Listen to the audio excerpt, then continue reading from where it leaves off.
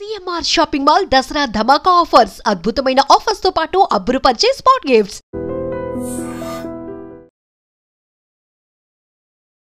Hello yes, welcome to I dreams media. ప్రస్తుత రోజుల్లో ప్రేమల గురించి మాట్లాడాలంటే చాలా దగ్గర వార్తలు వింటుంటాం. ప్రియుడిని చంపిన ప్రేయసి, ప్రేయసిని చంపిన ప్రియుడు, ఇలా అనేక రకాల క్యాప్షన్స్ వింటూనే ఉంటాం.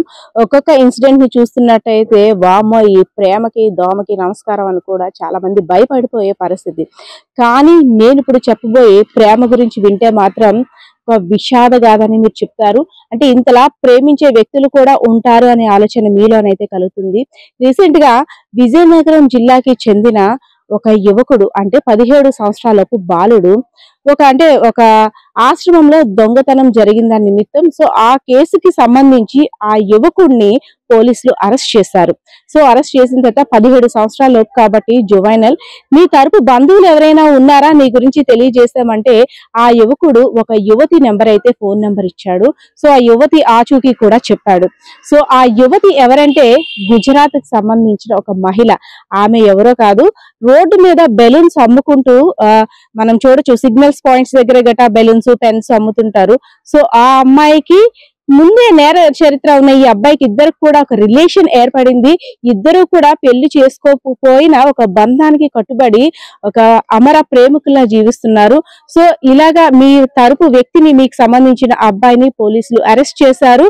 నువ్వు ఒక్కరిదానివి అయిపోతావు కాబట్టి నీ కుటుంబ సభ్యులు ఎవరైనా ఉంటే చెప్పమ్మా, వారికి ఇంటిమేషన్ ఇస్తాము, నిన్ను ఇక్కడ నుండి తీసుకువెళ్తారు. బికాస్ ఆఫ్ అబ్బాయి లేడు కాబట్టి నీకు మగదికి ఎవరు ఉండరని ఆ అమ్మాయికి పోలీసులు నచ్చజెప్పారు. కానీ ఆ అమ్మాయి తరపు బంధువులకి ఫోన్ చేస్తే వాళ్ళెవ్వరూ కూడా రెస్పాండ్ అవ్వలేదు. ఎప్పుడో ఆమెను వదిలేసాం, మాకు సంబంధం లేదు అంటూ, ఆమె ఎవరో మాకు తెలియదు అంటూ కఠినంగా కూడా సమాధానం చెప్పారు. ఆ అమ్మాయిని స్వదార్ హోమ్ కి తరలించారు. ఒక 2 days ఆ అమ్మాయిని కూడా ఓదార్చారు.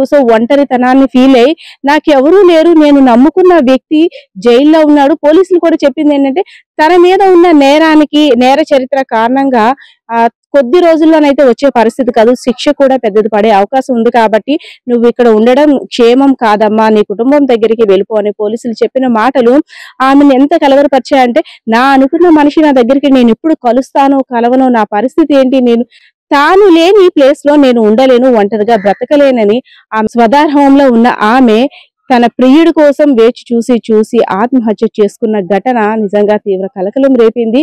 వారి యొక్క ప్రేమ గాథ విషాదం అనే చెప్పుకోవచ్చు.